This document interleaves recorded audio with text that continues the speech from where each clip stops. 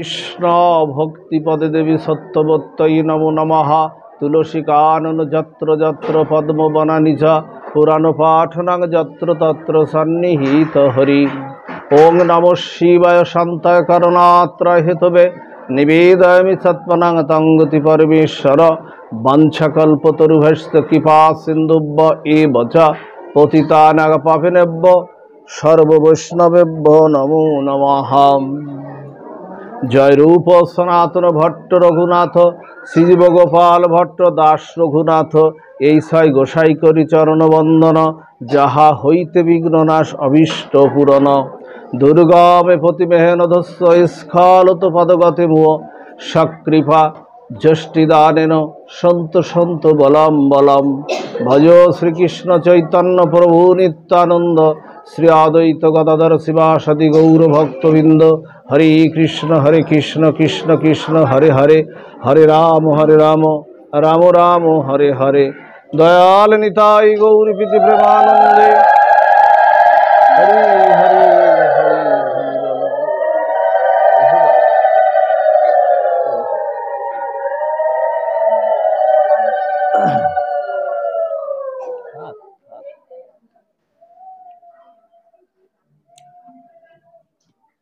কলিযুগ পাবন অবতার প্রেম পুরুষোত্তমম স্বয়ং ভগবান। পরতত্ত্ব সীমা রাইকানু মিলিত তনু, রাসবিলাসের চরম পরিণতি। কলিজীবের যুগে জীবের একমাত্র আশ্রয় গতি, সংকীর্তনের জনক সংকীর্তন যজ্ঞেশ্বর। নদিয়া নবদ্বীপচন্দ্র বিহারী শ্রী শ্রী ব্রজ নবযুবদন্ত রাধা মাধবের অপার অনুকম্পায়, গৌর নিত্যানন্দের অপার করুণায়, শ্রী মঠবাড়ি গোপালকৃষ্ণ কালাচাঁদ মন্দির শ্রী অঙ্গনে, শ্রীমন্দির শ্রী অঙ্গনে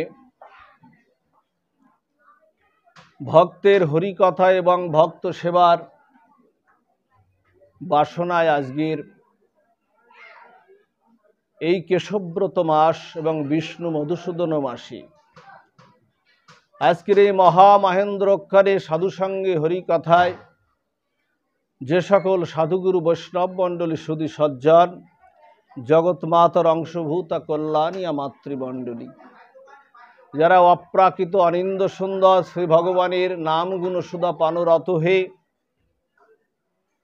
বৈশাখের এই প্রচণ্ড তাপদাহকে উপেক্ষা করে শ্রী ভগবানের সেই সচ্চিত আনন্দময়ের সেই নাম প্রেম রসাস্বাদ পানরত হয়ে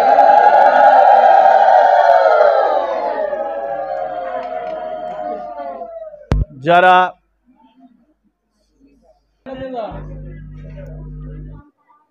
এই শ্রী অঙ্গনে যারা উপনীত হয়েছে, পাঠের প্রারম্ভে সকলের চরণে সহস্র দণ্ডবৎ প্রণতি জ্ঞাপন করি। আমার প্রতি কৃপাশীষ দান করুন।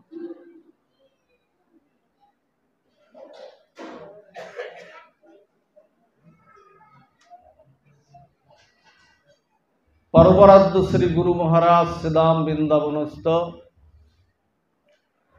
কেশী ঘাটস্থ ছিলেন সমগ্র বৈষ্ণব কুলের মূর্তিমন্ত বিগ্রহ, নিত্যানন্দ পরিবারের কুলতিলক, পরমহংস চূড়ামণি, ভগবত সিদ্ধান্ত কেশরী, আন্তর্জাতিক ভগবত এবং হরিনাম প্রচারকারী, ছিলেন বৃন্দাবনবাসীর নয়নের মণি, চারিধাম চারি সম্প্রদায়ের তিনি ছিলেন মহন্ত মহারাজ, যিনি ছিলেন বৈষ্ণব সেবার মূর্তিমন্ত বিগ্রহ, যিনি রাধারানীর অপার করুণায় বারবার এই পূর্ববঙ্গে নেমে এসেছেন, করুণা করেছেন, তার চরণধুলিতে সিক্ত করেছেন, করুণা করেছেন ভক্তদের। সেই পরমারাধ্য শ্রী গুরু মহারাজ, মহন্ত মহারাজ নিত্যলীলায় প্রবিষ্ট শ্রী শ্রী 108 মুরারিদাস বাবাজির চরণ কমলে ভুয়ো ভুয়ো ভুলুণ্ঠিত দণ্ডবৎ প্রণতি নিবেদন পূর্বক যৎকিঞ্চিৎ ভাগবতীয় পাঠে প্রবিষ্ট হচ্ছে।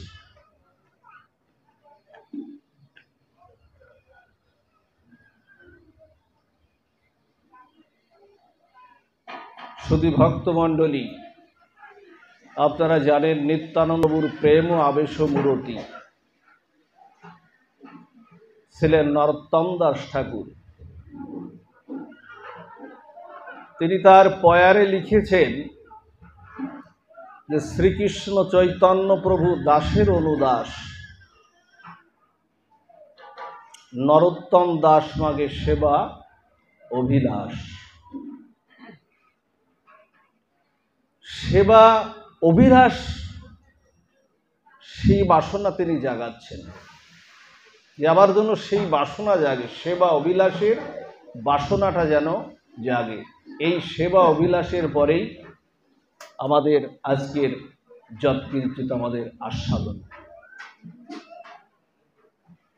খেয়াল করবেন মা, এদিকে খেয়াল দেবেন।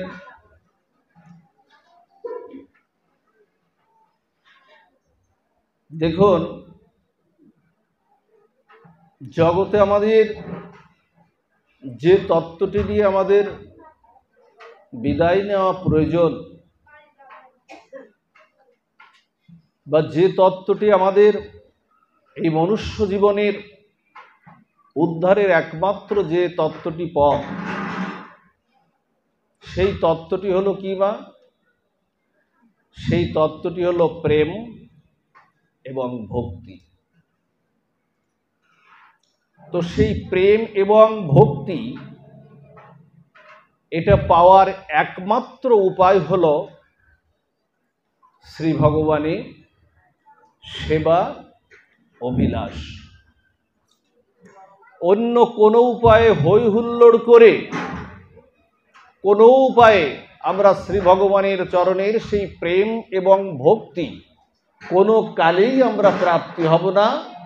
যদি প্রেম আর ভক্তি যদি আমাদের পেতে হয়, তাহলে সেবার অভিলাষটা, সেই সেবাটা আমাদের আসতে হবে।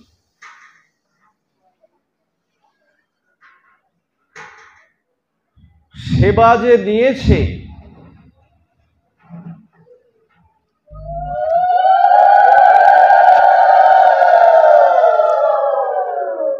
খেয়াল দিন মা, সেবা যে নিতে শিখেছে, সেবা যে দিতে পারেনি,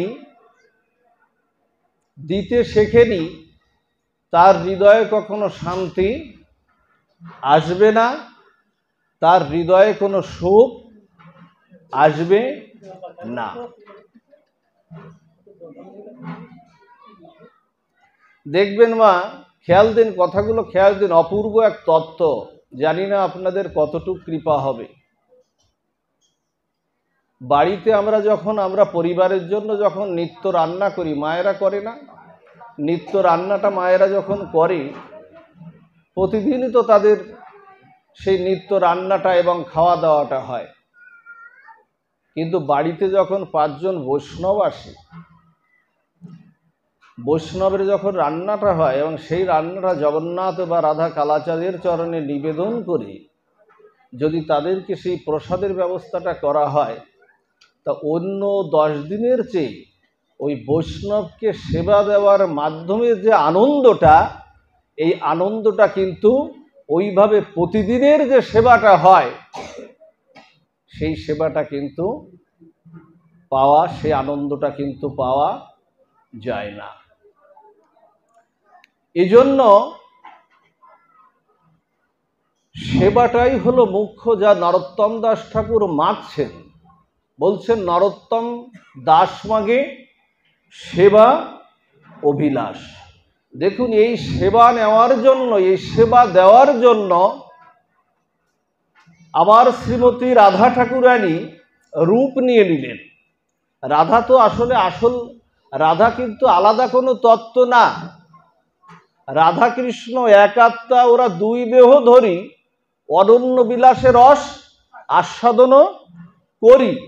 তত্ত্বগত বৈশিষ্ট্য হলো রাধা কৃষ্ণ ওরা এক, কিন্তু লীলা আস্বাদনের জন্য সেবার ভাবটা প্রকাশ করার জন্য আমার শ্রীমতী কৃষ্ণকে সেবা দেবে বলে আমার শ্রীমতী রাধা ঠাকুরানী রূপ নিয়ে নিলেন এবং তিনিই দেখালেন জগতে সেবা কিভাবে করতে হয়। তাই তো চৈতন্য চরিতামৃত বলছেন যে কৃষ্ণ বাঞ্ছা পূর্তি রূপ ধরে আরাধনে, অতএব রাধিকা নাম পুরানো বাখানে। কৃষ্ণ আরাধনা এবং সেবাপূর্তির রূপ ধরার জন্য শ্রীমতী রাধিকার আবির্ভাব। তাই তো ভাগবতে রাধা ঠাকুরানীর নামটি এখানে প্রকাশ হয়েছে। আমরা একটু জানবো সেবা কাকে বলে।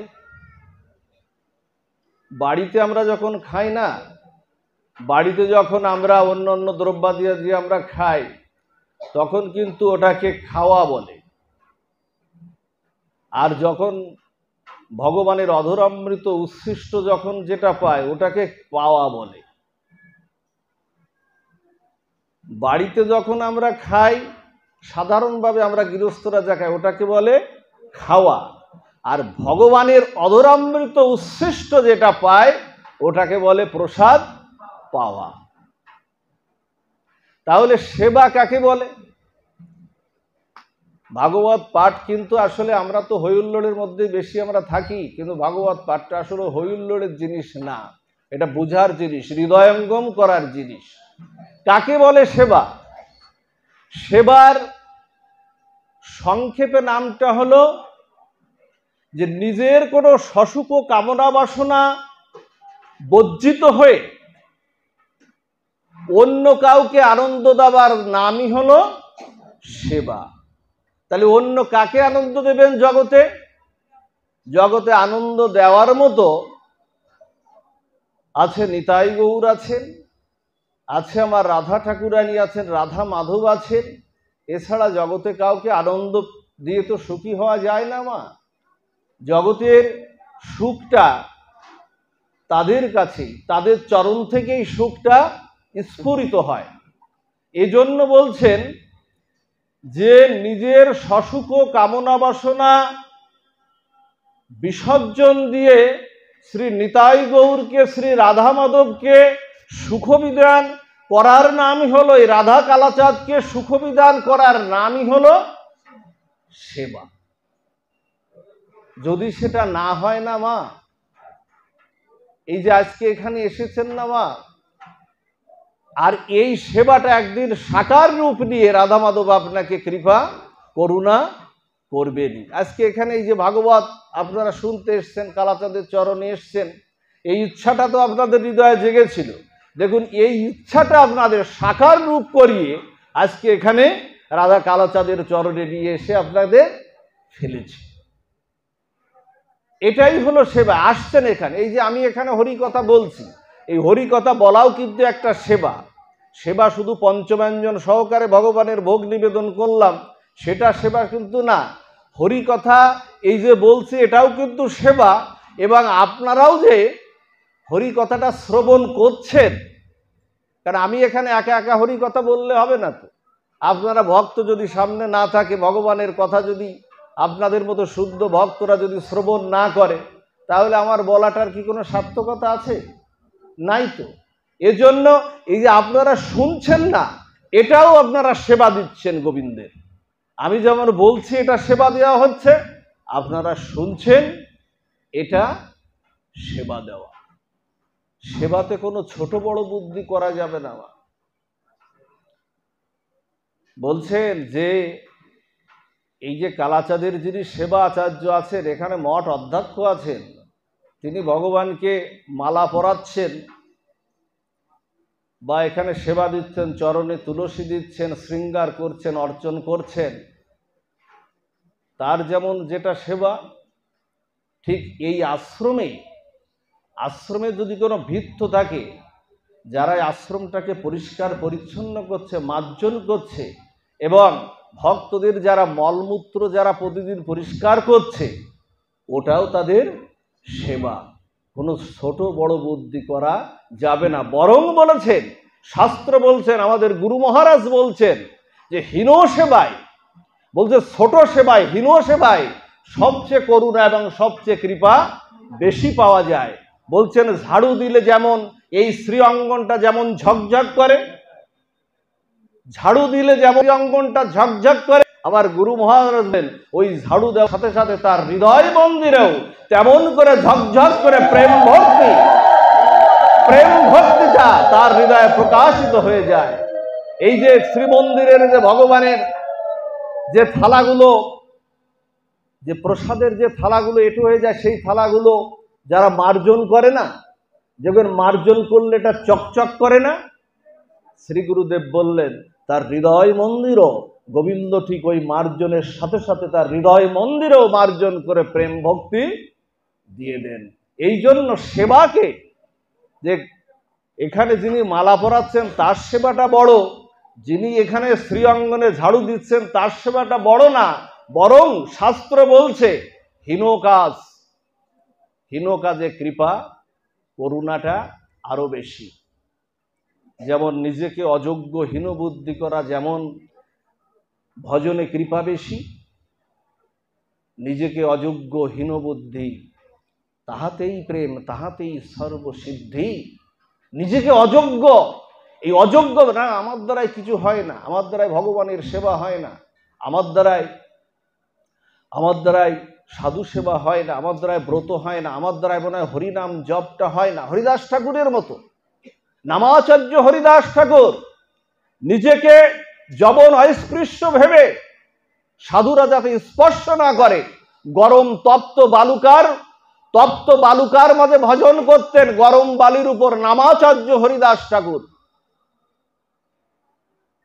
এই নামাচার্য হরিদাস ঠাকুর নিজেকে যবন ভেবে, অযোগ্য ভেবে, হীন ভেবে আজকে ভজন করছেন, অথচ নামাচার্য হরিদাস ঠাকুর। দেখুন চৈতন্য মহাপ্রভু যখন, আপনাদের মনে আছে, বিষ্ণু খট্টায় বসে যখন মহাপ্রকাশে সবাইকে করুণা করছেন, কৃপা করছেন, চৈতন্য মহাপ্রভু এক একজনের সামনে এক এক বিগ্রহে, কারোর সামনে গোপীনাথ বিগ্রহ, কারোর সামনে শ্যাম সুন্দর, কারোর সামনে গৌর বিগ্রহ, নিতাই গৌর যুগল হয়ে চৈতন্য মহাপ্রভু কৃপা করছেন হরিদাস ঠাকুরের কাছে। হরিদাস ঠাকুরের কাছে বলো, হরিদাস তুমি তো কিছু চাওনি হরিদাস কখনো জীবনে, সারা জীবনের জন্য হরিদাস তুমি কিছু চাওনি, সারা জীবন শুধু আমার সুখবাঞ্ছার জন্য, আমি কি করে সুখ পাবো, আমি কি করে সেবা পাবো, এই চেষ্টাটাই তো তোমার জীবনে কিছু চাও হরিদাস। আজ আমি তো তোমায় কিছু দিতে পারিনি হরিদাস, আজ কিছু চাও তুমি। হরিদাস চৈতন্য মহাপ্রভুর দিকে চোখ মেলে তাকাচ্ছেন না, নিচু হয়ে তাকিয়ে রয়েছেন। বলছে তাকাও হরিদাস, আমাকে দেখো হরিদাস। বলছে না প্রভু, তোমার দিকে তাকানোর মতো যোগ্যতার ভজনও আমার নাই। তুমি চৈতন্য মহাপ্রভু, রাধাকান্তি ভাবদূতি সুবলিত তনু, জীবের দুয়ারে হরিনাম বিলাবার জন্য, প্রেম ভক্তি বিলাবার জন্য সেই গোলক বৃন্দাবন থেকে নদিয়া নবদ্বীপের আকাশে তুমি উদিত হয়েছ।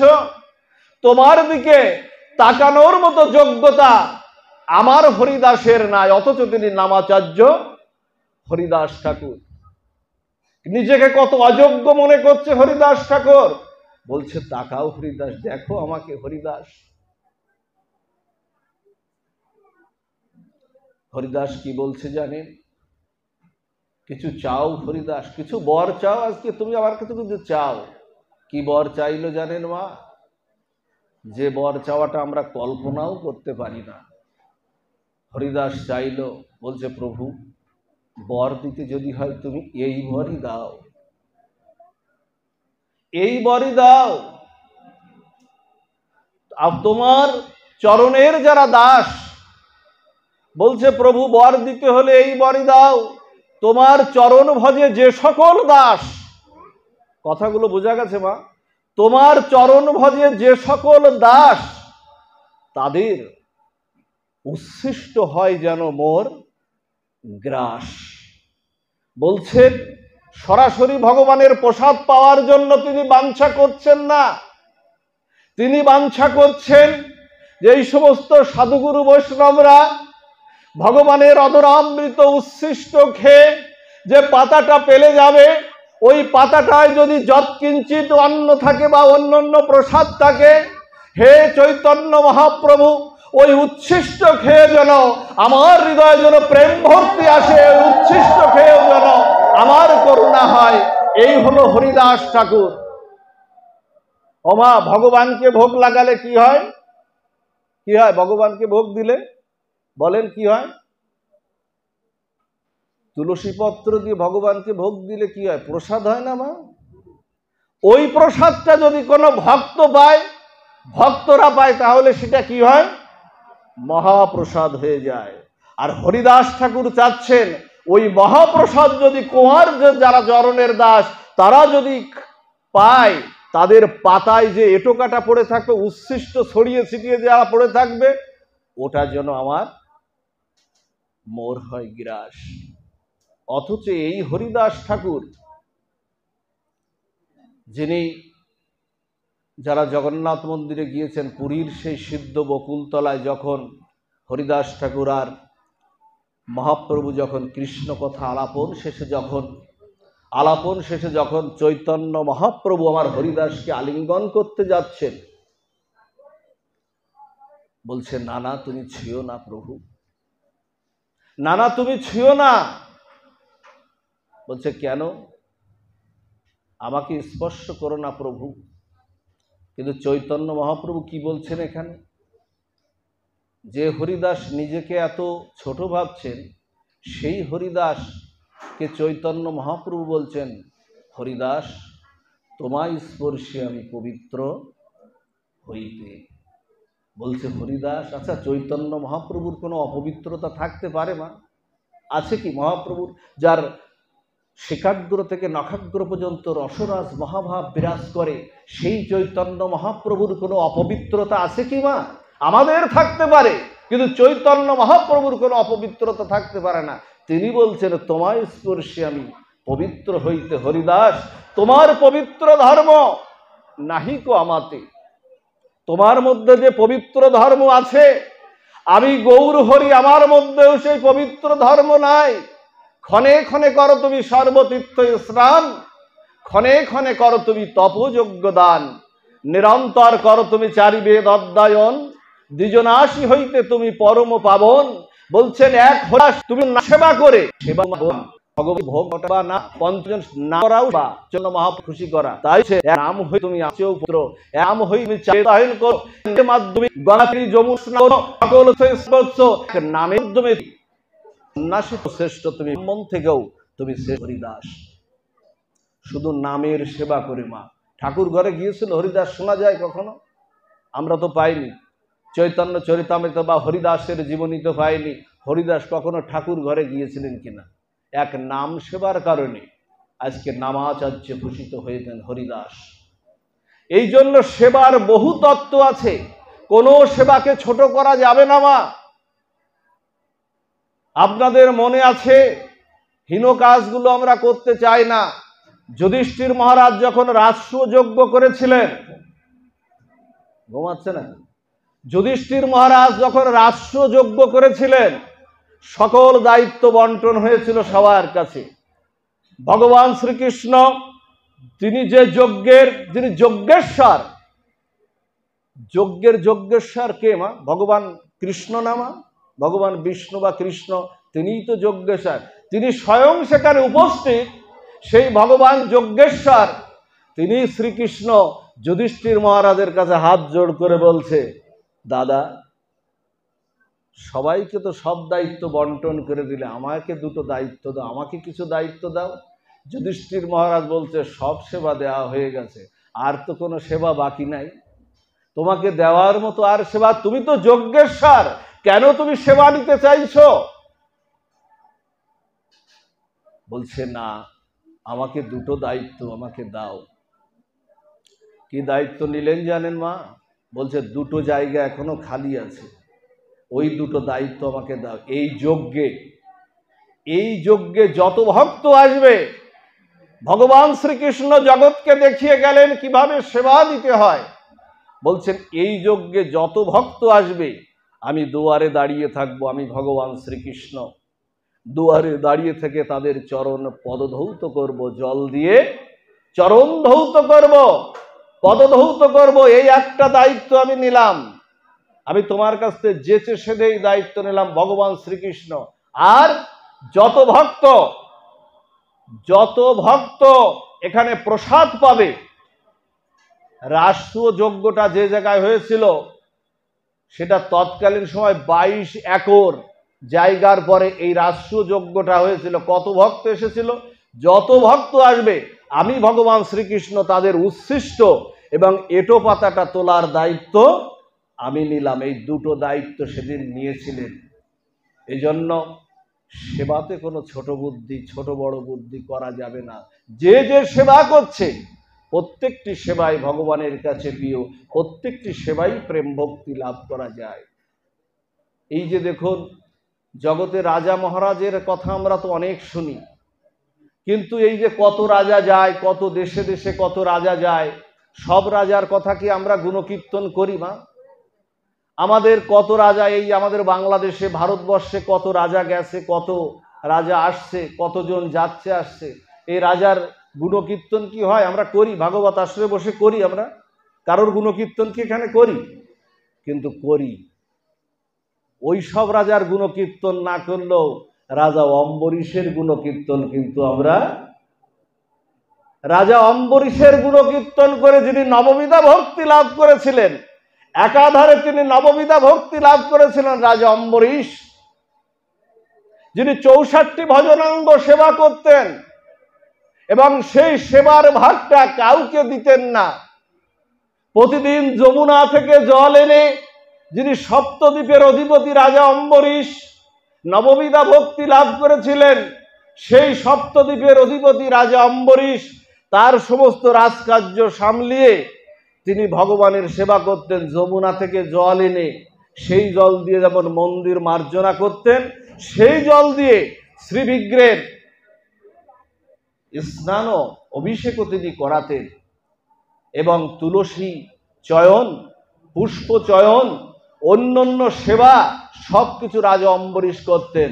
এই জন্য রাজা অম্বরীশের কীর্তি ভাগবত আসরে প্রায় দেখবেন, প্রত্যেকটি ভাগবত আসরে যদি রাজার কথা আসে, রাজা মুচুকুন্দের কথা আসে, রাজার কথা আসলে রাজা অম্বরীশের কথা আসে, রাজার কথা আসলে নবমের কথা আসে, কিন্তু অন্য কোন রাজার কীর্তি হয় কি?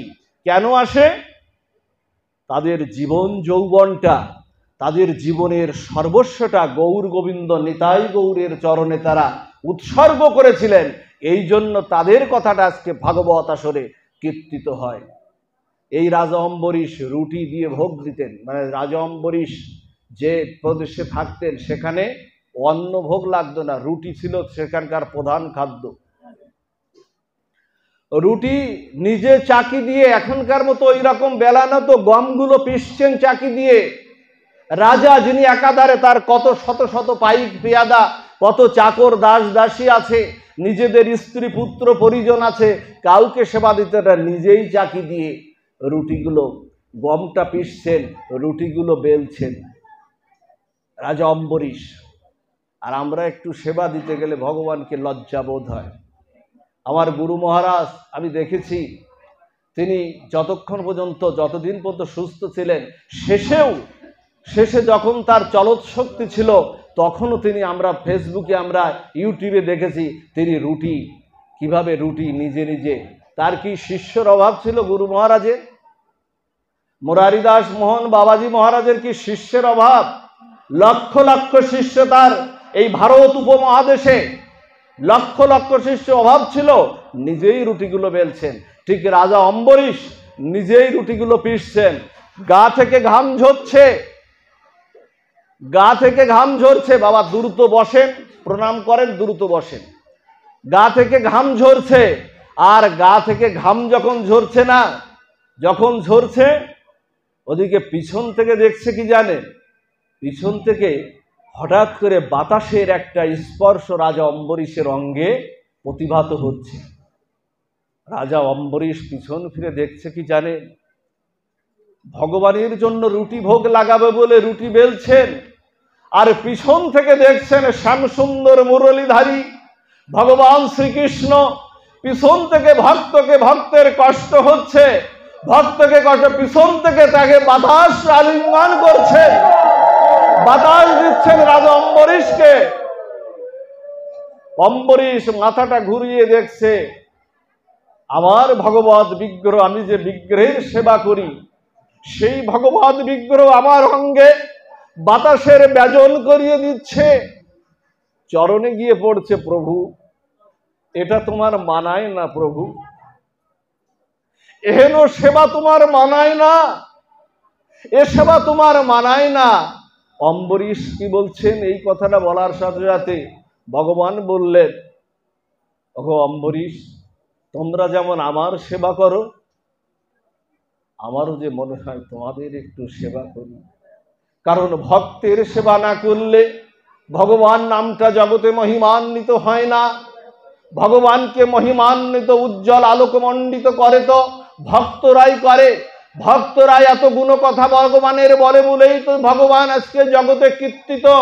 আমার কথা যদি তোমরা, আমার গুণ যশ কথা যদি তোমরা গুণকীর্তিত না করতে, আমার মহিমা জগতে প্রচার হতো না, যদি ভক্ত প্রচার না করত। এজন্য তোমার সেবা করতে আমারও বড় ইচ্ছা হয় জানো, আমিও ভক্তের সেবা করার জন্য আমার বাসনা থাকে, আমি ভক্তের পিছনে পিছনে ছুটে যাই। আমার এমন ভক্ত আছে তাদের চরণধুলি আমার অঙ্গে মাখার জন্য আমি তাদের পিছনে পিছনে ছুটে যাই, ভক্তের চরণধুলিতে নিজের অঙ্গ সিক্ত করার জন্য ভগবান কৃষ্ণচন্দ্র পিছনে পিছনে ছুটে যান। ওমা, আমরা যেমন ভগবানকে স্মরণ করি না, ভগবানও ভক্তকে ঠিক তেমন করে স্মরণ করে। আপনাদের মনে আছে, আপনার রাবণ যখন যুদ্ধে যখন পরাজিত হয়ে যায় তখন পাতালে থাকতো কি, মহিরাবণ থাকতো। রাবণ যুদ্ধে পরাজিত হচ্ছে, যায় হঠাৎ করে পাতাল থেকে মহিরাবণ উঠে এসে রাম আর লক্ষ্মণকে নিয়ে পাতালে প্রবেশ করল। রাম আর লক্ষ্মণকে পাতালে প্রবেশ করে উনি মায়ের সাধনা করতেন, মহিরাবণ মায়ের সাধনা করতেন। পাতালে গিয়ে না রাম আর লক্ষ্মণকে ওই যে বলি দিত না, মায়ের সামনে যে বলি দিত, রাম আর লক্ষ্মণকে ওই বলির ওই হাড় কাঠের মধ্যে ঢুকিয়ে মহিরাবণ কি বলছেন জানেন? মহিরাবণ বলছেন রামচন্দ্রকে, বলছেন ভগবান রামচন্দ্রকে বলছেন, তুমি তোমার ইষ্টকে স্মরণ করো, এক্ষুনি তোমার বলি হবে। তুমি ইষ্টকে স্মরণ করো, এক্ষুনি তোমার বলি হবে। লক্ষ্মণ কানে কানে বলছে, প্রভু দাদা তুমিই তো জগতের ইষ্ট তো তুমি আবার কার কথা স্মরণ করবে? ও তো বলছে ইষ্টকে স্মরণ করতে। তখন রামচন্দ্র ভগবান বলছে কি জানেন, রে শোন, আমি জগতের ইষ্ট হলেও আমারও ইষ্ট আছে, আমার ইষ্ট হলো আমার ভক্তরা। যেই না রাম আর লক্ষ্মণ দুইজন মিলে যখন পরম ভক্ত হনুমানকে স্মরণ করেছে, আর আমার তো কোনো ইষ্ট নাই, হনুমানকে যেই না স্মরণ করেছে, হনুমা তখন পাতালের মধ্যে প্রবেশ করে রাম আর লক্ষ্মণকে উদ্ধার করে নিয়ে আবার সেই ময়দানে উপস্থিত হয়েছে। এই হলো সেবা। ওমা, ভগবান, আমরা যেমন ভগবানকে স্মরণ করি, ভগবানও ভক্তকে স্মরণ করে, এই জন্য সেবার অভিলাষটা আমার চাই। ভগবানকে নিজ হাতে, বলছে অন্যকে দিয়ে করালে হবে না, আপনাকে নিজ হাতে সেবা করতে হবে। ভগবানের চরণে তুলসী অর্পণ, চন্দন চর্চিত করে তার শ্রীঅঙ্গে লেপন, তাকে সমস্ত সেবা নিজ হাতে করতে হবে। চাকর বাকর দিয়ে সেবা ভিত্ত থাকতে পারে, কিন্তু চাকর বাকর দিয়ে সেবা করলে ভগবান প্রসন্ন হন না, বা প্রেম ভক্তি আপনি কখনো পাবেন না যতক্ষণ পর্যন্ত না নিজ হাতে আপনি ভগবানের সেবাটা না করবেন। এই জন্য সবসময় চেষ্টাটা করুন নিজ হাতে তার চরণে তুলসী দেওয়া, তার অঙ্গে শ্রীঅঙ্গে মালা দেওয়া, এই যে সামনে চন্দন যাত্রা আসছে আপনাদের সামনে, এই কেশব সেবা ছাড়া আছে কি মা? এই মাসটা তো কেশবব্রতের মাস, তুলসীকে সেবা করতে হবে। তুলসীকে সেবা করলে কৃষ্ণ প্রেম ভক্তি পাওয়া যায়। এই যে সামনে মাসটা আসছে মাধবেন্দ্র পরিপাদ, ওই গোপীনাথ বিগ্রে ক্ষীরসোরা গোপীনাথ বিগ্রে চন্দন যাত্রা শুরু করেছিলেন। এই চন্দন যাত্রা যেদিন থেকে শুরু করেছিলেন ওই দিন থেকে 21 দিন পর্যন্ত শ্রী ভগবানের শ্রীঅঙ্গে যার যে বিগ্রহ আছে, বিগ্রহ যদি নাও থাকে চিত্রপটে চন্দন লাগাবেন। ওই ভগবান চন্দন পেয়ে শীতল হবে, আর ওই ভগবান শীতলতা হয়ে প্রসন্ন হয়ে আপনার পরিবারে সমাজ সংসারে তিনি শীতলতা প্রদান করবেন। তিনি প্রসন্ন না হলে যত চেষ্টাই বাইরে বাইরে দিয়ে করার চেষ্টা করুন না কেন, কোনোটাই জগৎ প্রসন্ন হবে না, পরিবারের শান্তি আসবে না। তস্মিন তুষ্টতে জগৎ তুষ্ট, তিনি তুষ্ট হলেই জগৎ তুষ্ট হয়ে যাবে। এই জন্য তার সেবাটা আপনারা করুন, আর সেবার অভিলাষটা জাগান, ভগবানই আপনার দ্রব্যাদি জোগাড় করে দেবে। আপনাদের মনে আছে শ্রীবাস ঠাকুর, যিনি নারদের অবতার ছিলেন, শ্রীবাস ঠাকুর। এই শ্রীবাস ঠাকুর কিছু করতেন না, কিন্তু তার গৃহে প্রতিদিন শত শত ভক্তের সেবা হতো। কোথার থেকে চাল ডাল সবজি এগুলো আসতো, শ্রীবাস ঠাকুর যাতে সমস্ত ভক্তরা দিয়ে যেত। একদিন মহাপ্রভু শ্রীবাসকে পরীক্ষা করার জন্য শ্রীবাসকে বলছেন, শ্রীবাস আঙ্গিনায় তো নামযজ্ঞের শুভারম্ভটা হয়েছিল, শ্রীবাস তোমার বাড়িতে নিত্য এত ভক্ত সেবা নেয়, তুমি কিছু একটা গৃহকর্ম, তোমার কিছু একটা কর্ম করা উচিত। শ্রীবাস বলছে, প্রভু তুমি এক মুখে দুই কথা কেন বলছো? খেয়াল দিন কথাটা মা।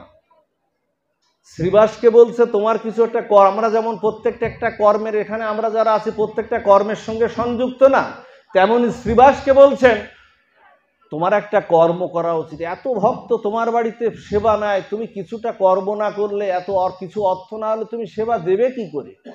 শ্রীবাস বলছে কি জানেন, প্রভু তোমার এক মুখে তোমার দুই কথা তো মানায় না। বলছে কেন?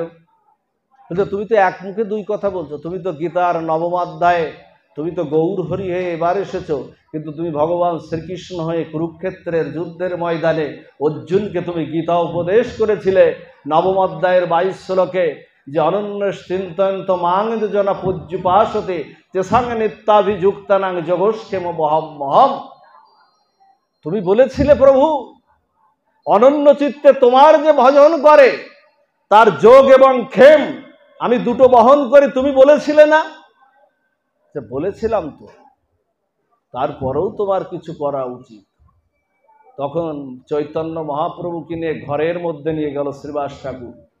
যখন বললেন করা উচিত, শ্রীবাস ঠাকুর ঘরের মধ্যে নিয়ে না একটা কলসি দেখালেন, বলছেন দেখো প্রভু, ওই দেখো একটা কলসি, আর ওখানে এক গাছ দড়ি ঝুলানো আছে। ভগবানের কি বিশ্বাস! বলছে এই কলসি আর এই দড়ি। চৈতন্য মহাপ্রভু বলছেন এটাকে তুমি কি বুঝাতে চাইছো? এই দড়ি কলসিকে তুমি কি বুঝাতে চাইছো? মহাপ্রভুকে আর জানে না ও কি বলবে, কিন্তু ভক্তের বদন হতে জগতে মহিমা প্রকাশ করার জন্য তিনি ভক্তের বদন হতে আজকে বলছেন ওই দড়ি আর কলসি কি জানো প্রভু, আমি কোনো কর্ম করব না, কারণ যে কর্ম মায়ার জালে বন্ধন করে, যে কর্ম ভগবৎ স্বরূপ হতে আমাকে ভুলিয়ে রাখে, আমাদের ভুলিয়ে রেখেছে না? এই যে সারাদিন আমরা কতজন ব্যবসা বাণিজ্য করি, সকালে ভোরবেলা একেবারে চোখ মুছতে মুছতে চলে আসি, না আছে তাদের সেবা, না আছে মালা জপ, না আছে গুরুদেবের মন্ত্র স্মরণ। আমরা দেখেছি এগুলো, আমি কারোর নাম বলছি না, আমরা দেখেছি সকালবেলা 8টার সময় এসে দোকান খোলে, ব্যবসা বাণিজ্য দোকান খোলে, আর রাত্রে 11টা সাড়ে 11টার সময় বাড়ি যায়। তাদের সেবা, তাদের সময়টা থাকলো কোথায়? তাই শ্রীবাস বলছে যে কর্ম ভগবৎ স্বরূপ থেকে তোমার স্মৃতি থেকে দূরে সরিয়ে নিয়ে যায়, সেই কর্ম আমি কোনোদিন করব না প্রভু। তুমি জেনে রেখো, এই দড়িয়ার কলসি তাতে যদি আমার উপবাসও থাকতে হয়, আমি একদিন উপবাস থাকবো, 2 দিন উপবাস থাকবো, 3 দিনের দিন যদি আমি ক্ষুধার যন্ত্রণা সহ্য করতে না পারি, এই দড়িয়ার কলসিতে বেঁধে আমার একটা সন্তান আছে আর স্ত্রী আছে, ওদেরকে 3 জনকে নিয়ে এই সুরধনী গঙ্গায় ডুবে মরবো, তবুও কোনো কর্ম আমি করব না। শ্রীবাসের এই অনন্য ভক্তি দেখে আমার চৈতন্য মহাপ্রভু দুবাহু প্রসারিত করে বলছে, শ্রীবাস, জগতে তোমার মতো এই অনন্য ভক্তি যদি জগতের মানুষের থাকতো, তাহলে কেউ ভগবৎ স্বরূপ হতে, ভগবৎ স্মৃতি হতে কেউ দূরে সরে যেত না। শ্রীবাস, তোমাকে আজকে আমি আশীর্বাদ করলাম। শ্রীবাস, স্বয়ং জগৎ লক্ষ্মীকে যদি ভিক্ষার ঝুলি নিয়ে বের হতে হয়, তাহলে হতে হবে, কিন্তু তোমার মতো ভক্তের সংসারে কখনো অভাব আসবে না। শ্রীবাস, আমি জগতে ঘোষণা করলাম, অভাব কখনো আসবে না। এই হলো ভক্তিমা, সেবার অভিলাষ জাগাতে হবে মা। ভগবান ভাবগ্রাহী জনার্দন, যে যতটুক দেন, যার যতটুক পারকতা আছে, গীতায় বলেছে পত্রং পুষ্পং ফলং তোয়াং যৌবে ভক্তা প্রযোচ্ছতি, বলছে আমাকে দাও, আমাকে ফুল জল মিষ্টান্ন দ্রব্যাদি সবজি অন্ন রান্না করে যতটুক পারো আমাকে দাও, দিলে আমি ওই ভক্তের ভক্তি অর্ঘ আনন্দ চিত্তে আমি গ্রহণ করি। আমি ভক্তের ওই 64টি সেবা 32 প্রকার 36 ব্যঞ্জন আমি গ্রহণ করি না। আমি ভক্তের ভিতরের, আমি ভাবগ্রাহী জনার্দন, আমি ভক্তের ভাবটা আমি গ্রহণ করি। ভক্তের ভিতরে ভাবটা উনি গ্রহণ করেন। উনি দ্রব্যের কাঙাল না। কি দি গোবিন্দকে কি আছে? অনন্ত বিশ্বব্রহ্মাণ্ড তো তার। আপনি কি দিয়ে খুশি করতে পারেন তাকে? আপনি যার বস্তু আপনি তাকেই দিচ্ছেন, সতের বস্তু আপনি সৎকে দিচ্ছেন। গোবিন্দ বললেন কি, আমার বস্তু আমাকে একটু দাও, কিন্তু একটু নিবেদন করে পাও। যৎ করুষি যদুশ্রানাসি যজ্জু হসি দদাসি যৎ যৎ তপস্যসি কন্ত তৎ কুরুষ মদরূপনম। গোবিন্দ বলছেন, তুমি যাহা কিছু পাও, যাহা কিছু খাও, যাহা ভোজন করো, তপস্যা করো, দান করো, হোম করো, যজ্ঞ করো, তপস্যা করো, তুমি সকলেই আমাতে অর্পণ করো। আমার বলিতে কিছু নাই তো হরি, সকলই তোমারই দান। কি দিয়ে পুজিব ভগবান তোমারে আনে? কে দাবি করতে পারবেন জগতে আপনার কিছু আছে? সবই তো তার। এই জন্য তাকে একটু সুখবিধান করুন। গোবিন্দকে বলুন, গোবিন্দ দেখবেন গোপাল হাত বাড়িয়েছে আপনাদের দিকে, আপনি হাত বাড়ানোর আগে গোপাল হাত বাড়িয়েছে, নিতাই গৌর দুবাহু তুলে ডাকছে। দেখেছেন এগুলো খেয়াল করে কখনো?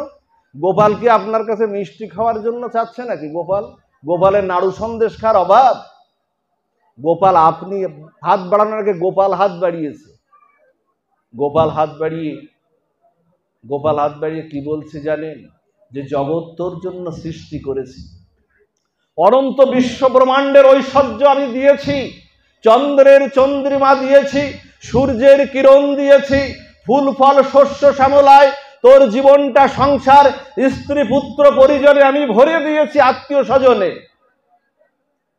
কিন্তু তুই আমার হয়ে ওঠ, তুই আমাকে দে।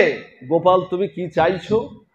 মায়ের বক্ষে সন্তান ভূমিষ্ঠ হওয়ার পরে আমি মায়ের বক্ষে দুগ্ধধারা দিয়েছি, যা ওই সন্তান পান করবে। আর কি চাই তোমার? গোপাল কি বলছেন? কি দে, তুই আমার হয়ে, তোর ওই ফুল ফল দ্রব্যাদি চাই না, তুই আমার হয়ে ওঠ, দে। তোর যত দুঃখ যন্ত্রণা, তোর যত কষ্ট আছে, তোর যত চাওয়া পাওয়া আছে, তুই আমার চরণে দিয়ে দে, ওটা আমি পূরণ করব। তার বিনিময়ে তুই অহেতুকি প্রেম ভক্তিটা, যা উদ্ধার হওয়ার একমাত্র উপায়, সেই সেবাটা, সেই প্রেম ভক্তিটা আমার কাছ থেকে চেয়ে নে। গোপাল হাত বেরিয়েছে, নিতাই গৌর ডাকছে, নিতাই গৌর দুবাহু তুলে ডাকছে না? ডাকছে, বলছে আয়। এই যে নিতাই গৌর, আয় ছাড়া তোর আর বান্ধব নাই। তোর জগতের ধুলোবালি ময়লা আর কেউ মোছাবে না।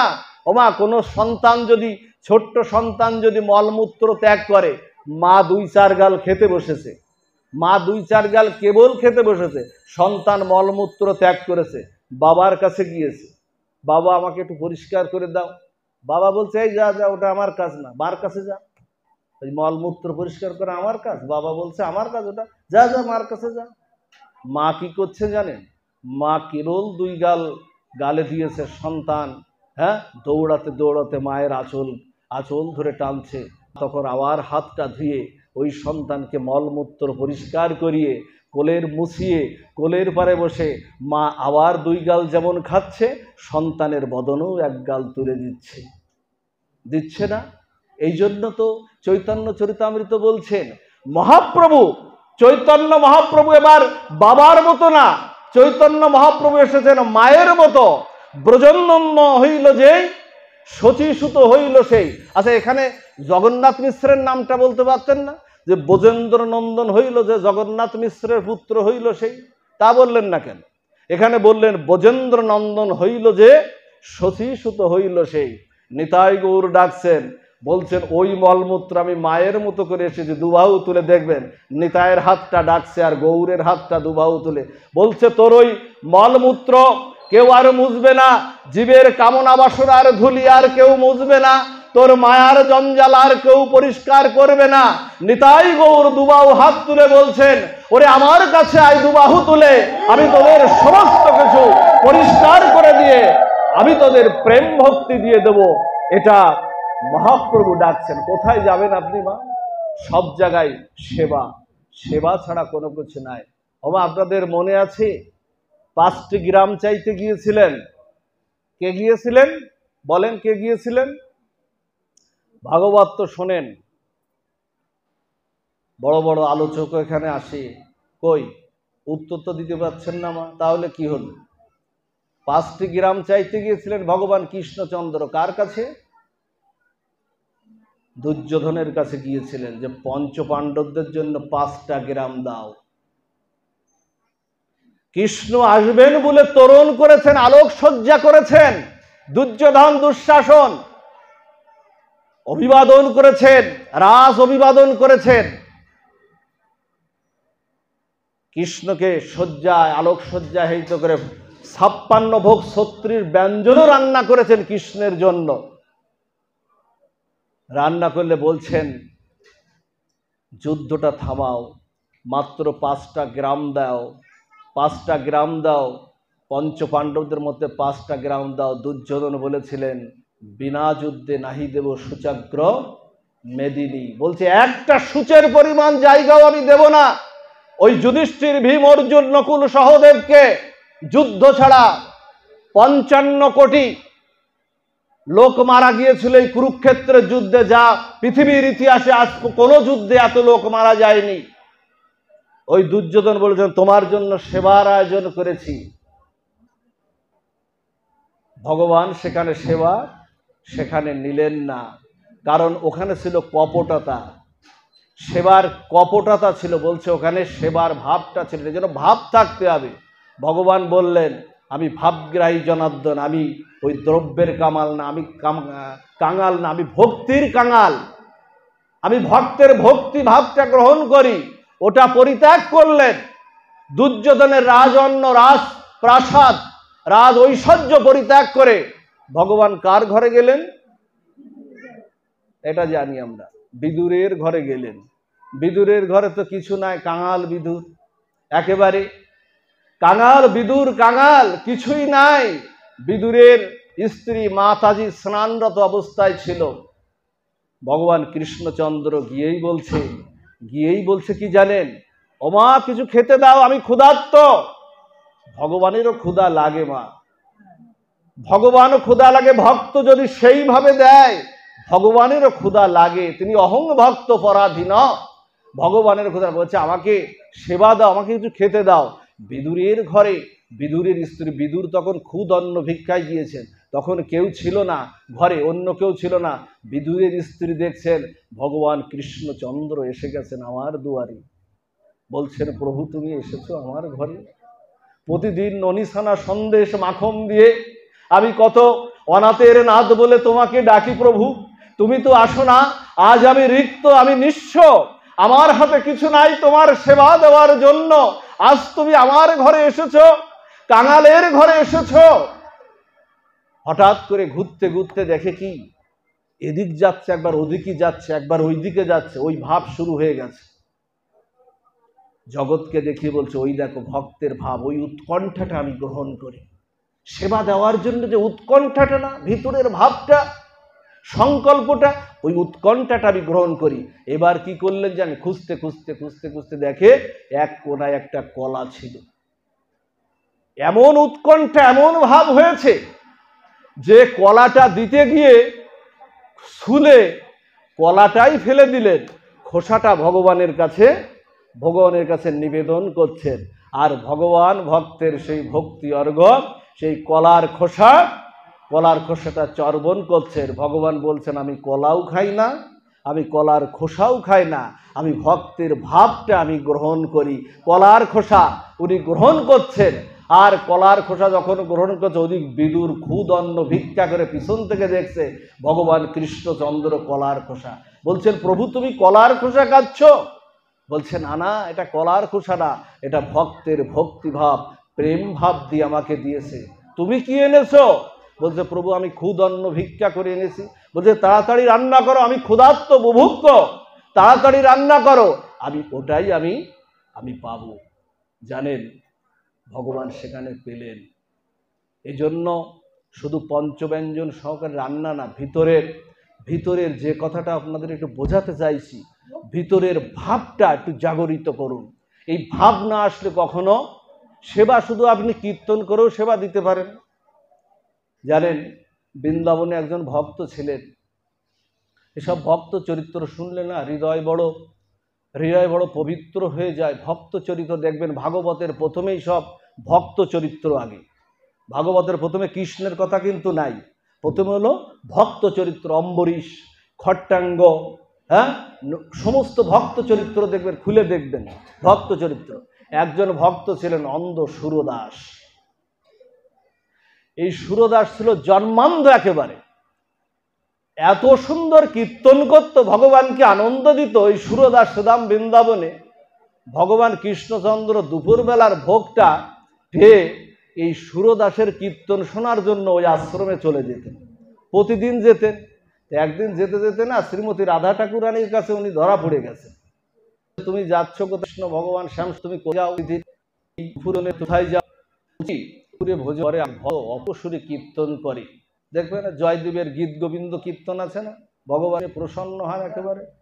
হ্যাঁ, গীত গোবিন্দ কীর্তন শুনলে ভগবান খুব প্রসন্ন হয়। তো এইরকম সুরদাস এরকম কীর্তন করে। তা বলছে, আজকে আমি যাব তোমার সাথে।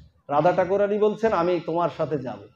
তা বলছে, না তুমি যেও না, তুমি গেলে সব উল্টিয়ে পাল্টিয়ে যাবে। কারণ রাধারানী তো করুণার ঠাকুরানী, প্রেমের ঠাকুরানী তিনি। তা বলছে, না তুমি যেও না। তা বলছে, না আমি আজকে যাব, কেমন করে কীর্তন করে আমি শ্রবণ করব, শুনবো। তা বলছে, না না তুমি যেও না, তুমি আমার সাথে যেও না, আমি শুনে আসি। তা বলছে, না তুমি আমাকে নিয়ে চলো। বলছে, তোমার একটা স্বভাব আছে, তুমি পতিতকে দেখলেই কৃপা করো। রাধা ঠাকুরানী কিন্তু কোনো বিচার করেন না, আপনার ভজন কি আছে না আছে, আপনার কত জন্মের পাপ তাপ আছে না আছে। রাধারানীর কাছে, কৃষ্ণের কাছেই বিচার আছে। এই যে ভগবান কৃষ্ণচন্দ্র এখানে ভোগ লাগাচ্ছে না, এখানে সেবা অপরাধ আছে, ভগবানের নাম অপরাধ আছে, সমস্ত অপরাধ আছে, 32 প্রকার অপরাধ আছে। রাধা ঠাকুরানীর চরণে কোনো অপরাধ নাই। একবার যদি কেউ রা উচ্চারণ করে, কৃষ্ণ বলছেন, আমি ওই ভক্তের পিছনে আমি উৎকণ্ঠিত হয়ে যাই, কখন ধা উচ্চারণ করবে। আর একবার যদি রার পরে ধা উচ্চারণ করে, ভগবান কৃষ্ণচন্দ্র এই রাধা নামটিকে এত ভালোবাসেন, ওই ভক্তের পিছনে পিছনে ছুটতে থাকেন। এই হলো রাধা ঠাকুরানী। বলছে, না তুমি যেও না, তুমি পতিত দেখলেই কৃপা করো, করুণা করো। যাও, কোনো বারণই শুনিনি, উনি গেছেন। রাধা ঠাকুরানী গেছেন, কৃষ্ণ ঠিক যে সময় গেছেন, গিয়ে সেই কীর্তনও শুরু করেছেন। সেই টাইম মতনই কীর্তন করে, কীর্তন শুরু করেছেন। হঠাৎ করে কীর্তন করতে করতে না, রাধা ঠাকুরানীর দিব্য পদ্ম অঙ্গগন্ধে ওই আশ্রমটা একেবারে মোহিত হয়ে গেছে। সুরদাস ভক্ত তো ভজন অনুরাগী, তো মা সুরদাস বুঝতে পেরেছে ভজনের অনুরাগ আছে তো, প্রেম আছে তো, বুঝতে পেরেছে এ আমার প্রিয় প্রীতম ছাড়া আর কেউ না, এ ঠাকুরানী ছাড়া এ দিব্য অঙ্গগন্ধ আর কারোর অঙ্গ থেকে বেরোতে পারে না। কে এসেছো গো প্রিয় প্রিয়তমা, প্রীতম তুমি এসেছো। জানেন হঠাৎ করে যখন এই রকম যখন ধরা পড়ে গেছেন না, তখন কৃষ্ণচন্দ্র রাধা ঠাকুরের নিয়ে চলে যাচ্ছেন। আর ওই ভক্তও কি করেছে জানেন, অন্ধ তো, জন্মান্ধ তো, ওই ভক্তও কি করেছে জানেন, ওই রাধা ঠাকুরের আর কৃষ্ণের পিছনে পিছনে ছুটছেন। পিছনে পিছনে যখন ছুটছেন না, ছুটতে ছুটতে, অন্ধ তো এদিক ওদিক হয়ে যায়, জন্মান্ধ, ছুটতে ছুটতে একটা গর্তের মধ্যে ওই অন্ধ সুরদাস কিন্তু পড়ে গেছে। অন্ধ সুরদাস পড়ে গেলে কৃষ্ণ রাধা ঠাকুরের হাতটা ধরে না তাড়াতাড়ি চলে যাচ্ছে, ধরা পড়ে যাবে। সবার সামনে তো প্রকাশ হওয়া যাবে না, ভগবান কি সবার সামনে প্রকাশ আছে? ভগবান দেখবেন যোগমায়া নাহং প্রকাশ যোগমায়া সমাবৃতা, বলছেন আমি যোগমায়া দ্বারা আমি আচ্ছন্ন হয়ে আছি, আমি সবার সামনে আমি প্রকাশিত হই না, গীতায় বলছেন। এখন ওই গর্তের মধ্যে পড়ে গেলে কৃষ্ণ চলছে, বলছে চলো চলো ঠাকুরানী চলো, ধরা পড়ে যাব। বলছে ওকে ফেলে দিয়ে চলে যাব? ওই যে পতিতকে দেখলেই কৃপা করে, পতিতকে দেখলে এই জন্য নিতে চাচ্ছিল না, পতিতকে দেখলে বলছে ওকে ফেলেই চলে যাও, গর্তের মধ্যে তো দেখতে পারে, তো উঠতেও পারবে না। তা বলছে না দরকার নাই, তুমি চলো, ওকে উঠাতে গেলে আমরা ধরা পড়ে যাব, চলো। তখন কি বলছে, না না তুমি গেলে যাও, আমি যাব না। তাহলে কি করবে? তাহলে বলছে তোমার গায়ের উত্তরীয়টা দাও, বসনটা দাও। বসনটা না ওই গর্তের মধ্যে ফেলে ধরেছে, বলছে এবার টানো ওকে। রাধা ঠাকুরানী পিছন দিয়ে কৃষ্ণের অঙ্গ ধরে টান দিচ্ছে, আর কৃষ্ণ বলছেন বাপু এটা ধরো। বলছে বাপু এই কাপড়টা ধরো, পড়ে গেছো, কাপড়টা ধরো। বলছে কে গো তুমি? বলছে আমি ব্রজবাসী। ভগবান কৃষ্ণচন্দ্র বলছে আমি ব্রজবাসী গো, আমি ব্রজবাসী, এই কাপড়টা ধরে ওঠো বাবা, ওঠো। রাধারানী পিছন দিয়ে কৃষ্ণের অঙ্গ টানছেন, আর ও কাপড় ধরে এক টানে এমনভাবে টান দিয়েছেন ভগবান কৃষ্ণচন্দ্র, রাধা ঠাকুরানী এক টানেই রাধা ঠাকুরানীর চরণে গিয়ে পতিত হয়েছেন। রাধা ঠাকুরানীর চরণে যাওয়ার সাথে সাথে ওর অঙ্গ কান্তিতে দিব্য একটা আলোক ঝর্ণাধারার উদয় হয়েছে। ওর দিব্য অঙ্গ কান্তিতে ওর প্রেমের এক উজ্জ্বল আলোক ছটা প্রকাশিত হচ্ছে। অন্ধ সুরদাস ছিল ভজন অনুরাগী, বলছেন এ চরণ তো সেই চরণ না, যে চরণ আসলে প্রেমের উদয় হয়। এ চরণ তো রাধা ঠাকুরানীর চরণ। তুমি রাধা ঠাকুরানী, আমার সামনে মিথ্যা বলো না গো, তুমি আমার প্রিয় প্রীতম, তুমি রাধা ঠাকুরানী। জানেন বলছেন হ্যাঁ আমি ঠাকুরানী, আমি তোমার সামনে ছল কপট করব না, আমি ঠাকুরানী। এভাবে তুমি ভজন করো অন্ধ সুরদাস, তুমি বলো কি চাও তুমি? আমাদের দেখতে মন চায় না তোমার? সুরদাসকে বলছে আমাদের দেখতে মন চায় না, আমাকে শ্যামসুন্দরকে দেখতে মন চায় না। তখন বলছে মন তো চায়, কিন্তু আমি যে জন্মান্ধ। রাধা ঠাকুরানী কি করলেন জানেন? হাতটা দিয়ে না ওর চোখের পরে একটু প্রেমের আবেশ বুলিয়ে দিলেন।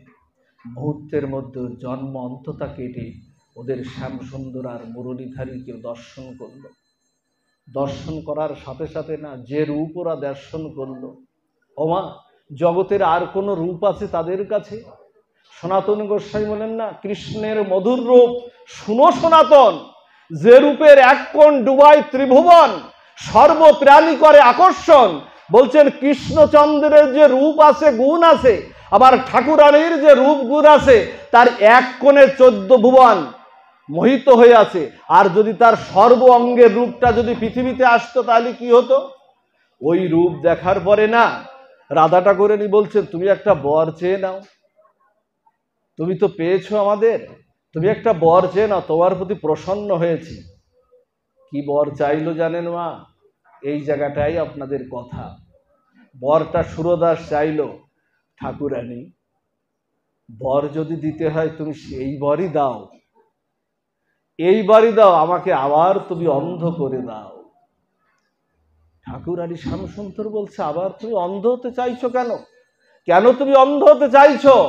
বলছেন যে যে দৃষ্টি দিয়ে তোমার রূপ আমি দেখেছি, তোমাদের এই যুগল বিগ্রহের রূপ দেখেছি, এই দৃষ্টি দিয়ে জগতের আর কোনো কামনা বাসনা মায়ার রূপ আর আমি দেখতে চাই না।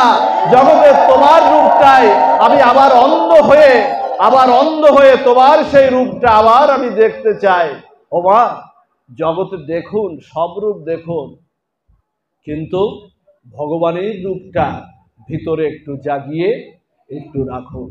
বেশি দূর আর যাব না, অনেক আলোচনা করলেও এখানে আরো 2-1 ঘন্টা কেটে যাবে, যেহেতু ভগবানের ভোগ রাগের সময়। এজন্য সেবা করুন। সেবাটা না করলে সেবাটা মনে মনেও হয়। ওমা, ভক্তের পথ রচনা ছাড়া ভগবান কিন্তু যেতে পারেন না। আপনাদের মনে আছে এই লীলাটি দিয়ে আমরা পাঠ বিশ্রামে যাব। আপনাদের মনে আছে মহাপ্রভু যখন সন্ন্যাস নিয়ে একবার শ্রীধাম বৃন্দাবনে গিয়েছিলেন, যাওয়ার সংকল্প করেছিলেন, ভক্তদের নিয়ে সংকল্প করেছিলেন শ্রীধাম বৃন্দাবনে যাওয়ার। তখন মহাপ্রভুর একজন ভক্ত ছিল, সেই ভক্তের নাম ছিল নৃসিংহানন্দ ব্রহ্মচারী। এই নৃসিংহানন্দ ব্রহ্মচারী চৈতন্য মহাপ্রভু বৃন্দাবনে যাবেন, দেখুন মনে মনেই কি সেবা হচ্ছে। দেখুন, চৈতন্য মহাপ্রভু শ্রীধাম বৃন্দাবনে যাবেন ভক্তদের নিয়ে, নৃসিংহানন্দ ব্রহ্মচারী জপ করছেন, হরিনাম জপ করছেন। হরিনাম জপ করতে করতে চোখ বন্ধ করে চিন্তা করছেন, চৈতন্য মহাপ্রভু যাবে বৃন্দাবনে, এই খোড়া খোড়া পথ দিয়ে চৈতন্য মহাপ্রভু যাবে, এই পথটা যদি একটু বাদিয়ে দেওয়া যেত সুন্দর করে। জানেন না, মনে মনে পথ বাদিয়ে দিলেন। আচ্ছা, এই পথে আমার মহাপ্রভুর ওই চরণ যুগলও পড়বে, ওই যুগল চরণ পড়বে, ওই পথটাকে যদি একটু যদি হীরা পান্না জহরত মণিমুক্তা দিয়ে একটু দিয়ে বাদিয়ে দিয়ে যেত, দিলেন চৈতন্য মহাপ্রভুকে যাওয়ার জন্য দিলেন। তা বলছে এটাও তো চৈতন্য মহাপ্রভুর অঙ্গে লাগবে, ওই নরম কোমল চরণ চৈতন্য মহাপ্রভু অঙ্গে লাগবে না। বলছেন এটা হচ্ছে না, ওই সেবায় হচ্ছে না। বলছেন তাহলে কি করা যায়?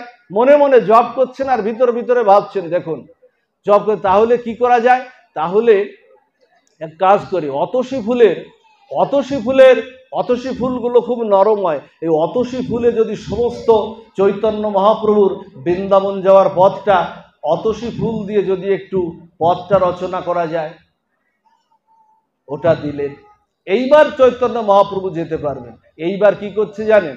বলছে চৈতন্য মহাপ্রভু তো যাবেন, গায়ে তো রোদ্দুর লাগবে, এইরকম রোদ্দুর লাগবে, তাহলে কি করা যায়? পাশ দিয়ে যদি একটু গাছ দেওয়া যায়, দেখবেন না এই রাস্তার পাশ দিয়ে বড় বড় গাছ আছে না, বলছে একটু গাছ তো বানিয়ে দেওয়া যায়, গাছ পুঁতে বানিয়ে দেওয়া যায়, একটু মহাপ্রভুর একটু অঙ্গে শীতলতা, একটু ছায়া প্রদান করবে। সেবা দেখুন কিভাবে হচ্ছে। বলছে গাছ তো দিলাম, মহাপ্রভুর অঙ্গে তো ছায়া, কিন্তু মহাপ্রভুর একটু অঙ্গে শীতলতাও যদি প্রদান করা যায়, এই মহাপ্রভুর এই যাত্রাপথে যদি একটু কয়েকটি পুকুর যদি কেটে দেওয়া যায়, পুকুরের ওই জলের ওই শীতলতা চৈতন্য মহাপ্রভুর অঙ্গে লাগবে, মহাপ্রভু একটু প্রসন্ন হবে। কি করে ভগবানকে প্রসন্ন করছেন দেখুন। হঠাৎ করে না, এই জপ করতে করতে হঠাৎ করে ওর ধ্যানটা ভঙ্গ হয়ে গেছে। ধ্যানটা ভঙ্গ হয়ে গেলে এই যে পর্যন্ত পথটা উনি রচনা করেছিলেন, এই পথটা গিয়েছিল কানায়ের নাটশালা পর্যন্ত। এই পথটা গিয়েছিল। এই পথটা যখন গিয়েছিল, তখন মহাপ্রভু ঠিক ওই পর্যন্ত গিয়েই এই পথটা থামিয়ে দিয়েছিলেন। চৈতন্য মহাপ্রভু ওখানেই কিন্তু আর যেতে পারেননি। কেন যেতে পারেননি জানেন? সনাতন গোস্বামী চিৎকার করে উঠলেন, মহাপ্রভু বৃন্দাবনে যাবেন, শত শত হাজার হাজার ভক্ত জুটেছে। সনাতন গোস্বামী তখন বললেন, এত ভক্ত নিয়ে চৈতন্য মহাপ্রভু কি বৃন্দাবনে যাওয়া যায়? যেতে তো পারবেন না, কারণ ভক্ত ওই কানায়ের নাটশালা পর্যন্ত এই পথটা রচনা করেছে। ভক্তের পাতানো পথ দিয়ে ছাড়া চৈতন্য মহাপ্রভু কখনো যেতে পারবেন না। এই জন্য মনে মনেও সেবাটা করা যায়। আপনাদের মনে আছে শ্রীধাম বৃন্দাবন থেকে এক গুরু মহারাজ এসছেন, বাবাজি মহারাজ এসছেন। এই বাবাজি মহারাজ দীক্ষা দিচ্ছেন। এক ভক্তকে না অনেককেই দীক্ষা দিয়েছেন, খেয়াল করে শুনুন, অনেককেই দীক্ষা দিয়েছেন। তার মধ্যে এক ভক্তকে দীক্ষা দিয়েছেন। এই ভক্ত খুব কৃপণ, এত কৃপণ। আমাদের সমাজে দেখবেন এই কৃপণ আছে না, যারা একটা টাকা একেবারে ভগবত বিজ্ঞ দিতে চায় না। এমনকি আমি এই পর্যন্ত শুনেছি যে নামযজ্ঞের চান্দাও যদি একটু প্রচারপত্র দিতে যায়, হাত জাকিয়ে বলে দিচ্ছি না। এদের টাকা কোন সেবায় লাগবে? যে অর্থ গুরু সেবায় লাগলো না, যে অর্থ ভগবত সেবায় লাগলো না, যে অর্থ ভগবানের ভক্তের সেবায় ব্যয় হলো না, সে অর্থ থেকে বাবা লাভ কি? কৃপণের ধনটা কখনো গোবিন্দ সেবায় লাগে না। ও ধনটা আর একজন ভোগ করে, সারা জীবন গুছিয়ে থুয়ে যাবে, ও ভোগ করবে আর একজন, ও নিজে ভোগ করতে পারবে না। দেখবেন আপনারা অগ্রহায়ণ মাসে যখন ধান পাকে না, বা এই সময় যারা দেখবেন ধান পাকে, অগ্রহায়ণে এইটা বেশি হয়। ধান পাকলে ওই ধান যখন কাটে, কৃষক কাটে বাড়ি নিয়ে আসে, কিন্তু ওর ভিতরে কিছু বড় বড় চালা থাকে, দেখবেন বড় বড় চালা, ইঁদুরের চালা থাকে। ইঁদুর কি করে, ওই সারা মাস ধরে কিছু ধান টান খাবে বলে, ওতে ধান টান চিবিয়ে চিবিয়ে খাবে বলে ওর থেকে কিছু পাকা ধান ওর ভিতরে সংগ্রহ করে, সারা মাস ধরে খাবে। ধান তো নিয়ে চলে গেল না। এখন ইঁদুর কি করে, চালা করে, বড় বড় চালা করে ওর মধ্যে অনেক ধান রাখে। এখন কৃষক যখন ধান কেটে নিয়ে বাড়ি নিয়ে আসে, তখন কিছু টোকাই দেখবেন কিছু ছেলে ফেলে আবার ওই ডালা নিয়ে বের হয় ক্ষেতের মধ্যে ডালা নিয়ে বের হয়। ডালার মধ্যে দিয়ে বের হয়ে ওই ইঁদুর যা সংগ্রহ করলো ওইগুলোই আবার চালা করে ওরা কি ঝুড়িতে করে নিয়ে ওইগুলো আবার বাড়ি নিয়ে চলে আসে। তা বাবা, ইঁদুর তুমি চালা করে সংগ্রহ করলে, কিন্তু ও ধান তো আর একজন খুঁটে নিয়ে গেল, তার লাভটা কি হলো বাবা? সারা জীবন কৃপণতা করে ব্যাংক ব্যালেন্স করবেন, ভগবত সেবা করবেন না, ভক্ত সেবা করবেন না, ওইরকম ইঁদুরের চালার মতো আর একজন খুঁটে নিয়ে চলে যাবে। এইরকম একজন কৃপণ ভক্তকে গুরু মহারাজ, এক বাবাজি মহারাজ দীক্ষা দিয়েছে। বাবাজি মহারাজ দীক্ষা নেওয়ার পরে, বাবাজি মহারাজ যখন 1 মাস পরে চলে যাবেন, তখন সমস্ত ভক্তদের একটা ভজন দিয়ে যায়। তো তখন সবাইকে ডেকেছেন, সবাই এসেছে, কিন্তু ও কিন্তু আর আসেনি। এখন বাবাজি মহারাজ কালকে চলে যাবেন, বৃন্দাবনে চলে যাবেন, দীর্ঘদিন এসছেন। তা একজনকে তো সংবাদ পাঠিয়েছেন, বলছে ওই ভক্তকে একটু ডাকতো। এখন ওই সংবাদ যখন এখন দেখবেন দীক্ষা নেওয়ার পরে সবাই একটু ভক্ত সেবা, বৈষ্ণব সেবা দেয় না, এটা দিতে হয়। দীক্ষা নেওয়ার পরে বা ভালো কর্ম এটা করার পরে একটু ভগবত সেবা বা হরি কথা, একটু ভক্ত সেবা দিতে হয়। এখন ওই সংবাদ যখন ওই কৃপণ ভক্তটি পেয়েছে, তখন ওই বলছে সর্বনাশ, এইবার মনে হয় গুরু মহারাজ আমাকে বৈষ্ণব সেবা, ভক্ত সেবা এইবার দিতে বললো, সর্বনাশ। এখন গুরু আজ্ঞা শিরোধার্য, কালকে বাবা চলে যাবে। এখন ও কিন্তু একেবারে কাচুমাচু করে, একেবারে মুখটুক একেবারে কাচুমাচু করে, একেবারে শক্ত হয়ে গুরু মহারাজের সামনে গিয়ে দণ্ডবত প্রণতি নিবেদন করেছেন। প্রণতি নিবেদন করে বলছেন, গুরুদেব, গুরু মহারাজ আদেশ করুন। গুরু মহারাজ তো অন্তর্যামী, তিনি তো বুঝতে পারেন। বলছে, শোন, আমার দিকে একটু তাকা, আমি তো কালকে চলে যাব, আমি তোর মনের অবস্থাটা বুঝি, তুই আমার দিকে একটু তাকা, আমার দিকে এত কাচুমাচু করিস না, আমি তোকে একটা ভজন দিয়ে যাব, যে ভজনে তোর কোনো পয়সা খরচ হবে না। এইবার সুজায় দাঁড়িয়েছে, বলছে আমি এবার রাজি আছি, পয়সা যদি খরচ না হয় তাহলে এই রকম ভজন আমি করতে আমি রাজি আছি। বলেন গুরু মহারাজ, গাটা একেবারে ঝাড় টেড়া দিয়ে, একেবারে ঠিক আছে, গা ঝাড় টেড়া দিয়ে লাভ দিয়ে ওঠে, বলছে এই ভজনে আমি রাজি আছি। বলছে, শোন, আমি কাল থেকে চলে যাব, তুই সকালে উঠবি, উঠে তুই সব মনে করবি, মনে স্নান, গলায় তুলসীর মালা দিবি, ভগবানকে মনে মনে অর্চন করবি, তুলসী পত্র দিবি এবং মালা দিবি গলায়, সব কিছু মনে মনে তুই করবি।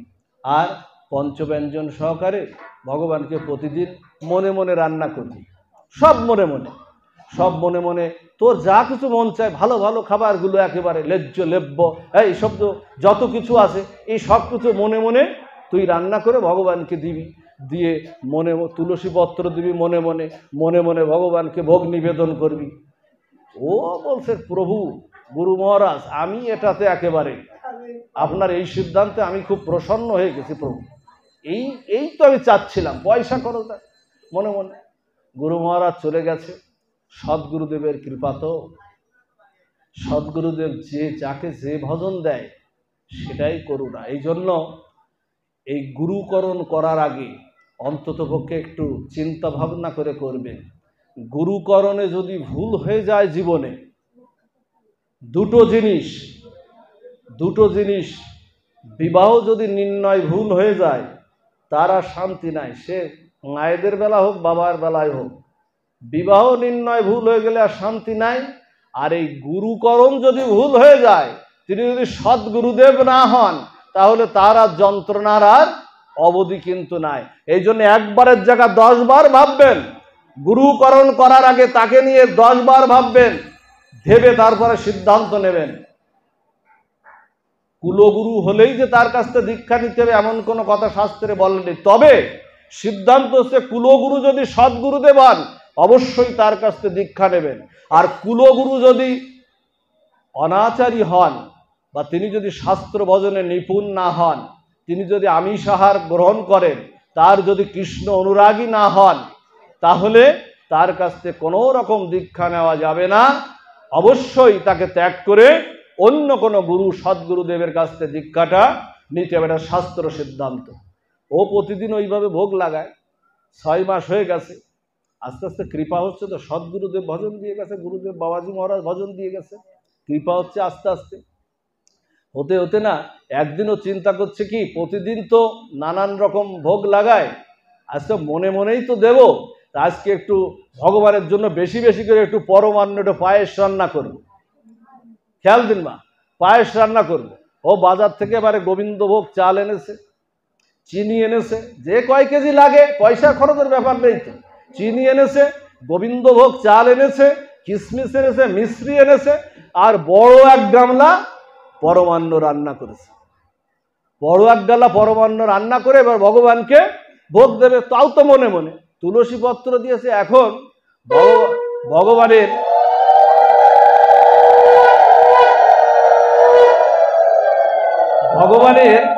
ভগবানের ওই ভোগটি ছিল, ভগবানের ভোগটি ছিল গরম। এই দেখুন এখানে সিদ্ধান্ত, ভগবানকে কখনো অতিরিক্ত গরম ভোগ নিবেদন করবেন না। আপনি যেমন করে পেতে পারেন ঠিক ভগবানকে ঠিক তেমন করেই দিতে হবে। অতিরিক্ত গরম দিলে তার হাত পুড়ে যেতে পারে, তিনি তো সাক্ষাৎ ভগবৎ বিগ্রহ, তো সাক্ষাৎ। এখন ওই ভোগটা দিয়েছে তুলসী পত্র, যেইটা দিয়ে দিয়েছে, ও তখন ওর যে মানসাতটা মনে মনে তো মানসাতটা বেঁধে যাচ্ছে। কৃপণ তো, কৃপণের স্বভাবটা কি, সব কিছুতে একটু বাঁচানো, ওর তো একটু বাঁচিয়ে রাখি, ওর তো একটু বাঁচিয়ে রাখি। এখন ও চিন্তা করেছে এত বড় এক গামলা ভগবানকে দিয়ে দেবো, মনে মনে দেবে তাও ভাবছে, বলছে এত বড় এক গামলা ভগবানকে দিয়ে দেবো, এর থেকে একটু কালকের জন্য একটু রেখে দিলে হতো না। সর্বনাশ, মনে মনে দিচ্ছে, তাও ভগবানের জন্য অর্ধেক রেখে দিচ্ছে, বলছে এতটুক না দিয়ে কালকের জন্য একটু রেখে দিলে হতো না। ভগবানের আর সহ্য হয়নি, সদ্গুরুদেবের কৃপা তো। ওমা, নদী যদি সাগরে মেশে কি হয় মা? সেটা সাগরে মিশলে কি হয়? সাগরের জল হয়ে যায় না? ড্রেনের জলটা যদি গঙ্গায় মেশে কি হয়? গঙ্গা জল হয়ে গেল, আলাদা কোনো থাকলো। তখন কি করেছে জানেন? ভগবানের আর সহ্য হয়নি। ভগবানের আর সহ্য হয়নি, সদ্গুরুদেবের কৃপা তো। ভগবানের আর সহ্য হয়নি। ভগবান কি করেছে জানেন? ভগবান ওর সামনে সদ্গুরুদেবের কৃপায় শ্যামসুন্দর মুরলীধারী ত্রিভঙ্গ ঠাবে একেবারে মুরলীধারী ওর সামনে উদিত হয়েছে। উদিত হয়ে বলছে, এই সদ্গুরুদেবের করুণা পেয়েছিস, কৃপা পেয়েছিস, ওরে তোকে মনে মনে ভজন দিয়েছে, ওরে তার থেকেও তুই একটু রেখে দিচ্ছিস। ওরে আমাকে দিতে হলে তো দুবাহু তুলে সর্বস্ব উজাড় করেই দিতে হয়, রেখে রেখে দেওয়া যায় না। আমাকে দিলে সবটুকু উজাড় করে আমাকে দিতে হয়। এই হলো ভগবানের ভজন। মনে মনেও সেবা হবে মা, কিন্তু পারকতা থাকলে, আপনার যদি পারকতা থাকে, অবশ্যই অবশ্যই ভগবৎ বিগ্রহের সেবা, অবশ্যই ভগবৎ বিগ্রহের সেবা সেইভাবে আপনারা করবেন। যা হোক, আজকে এখানেই থাক। আজকে যে উদ্দেশ্যে এই মাতাজি অনেক দিন ধরে আমাকে বলেন, ওনার নাকি একটা মানসিক ছিল, যেটা এই শ্রীমন্দিরের অধ্যক্ষ তিনি বলেছেন 12 বছর আগে, জানি না কি মানসিক ছিল। এই 12 বছর আগে তার এই মানসিকতা, তিনি একটা ভগবত সেবা, বৈষ্ণব সেবা, হরিকথার মাধ্যমে ভক্ত সেবা দেবেন এবং সেখানে আমার মতো অধমকে দিয়ে, আমার মতো পতিতকে দিয়ে, আমার মতো নরাধম মূর্খকে দিয়ে হরিকথা বলাবেন, আমার মতো নরাধমকে দিয়ে হরিকথা বলাবেন। এটা ওনার নাকি ওনার মানসিকটা ছিল। যা হোক, সেই হয়তো সেটা পূরণ হয়েছে। তার জন্য কৃপা করবেন, তার জন্য করুণা করবেন, তার সে যেন এইভাবে, তার জন্য এই সেবার অভিলাষটা, যেটা বলছিলাম যে নরোত্তম দাস মাগে সেবা অভিলাষটা, সেবা না হলেও তার অভিলাষটা যেন সে নরোত্তম ঠাকুরের পয়ারে, যেখানে আমরা শুরু করেছিলাম সেখানেই আবার বিশ্রাম, যে সেবা অভিলাষ মাগে নরোত্তম দাস। শুধু তার না, আপনাদের প্রত্যেকের হৃদয়ে এই সেবার অভিলাষটা যেন জাগ্রত হয়। সবাই নিজ হাতে ভগবানের সেবা করুন, ভগবানের সেবা করুন, ভগবানের ভক্তের সেবা করুন। তাহলেই করুণা, তাহলেই প্রেম ভক্তি আপনাদের হৃদয়ে উদ্ভাসিত হবে। এই পর্যন্তই থাক, এই পর্যন্তই বিশ্রাম। জয় শ্রী গুরু প্রেমানন্দে গৌর।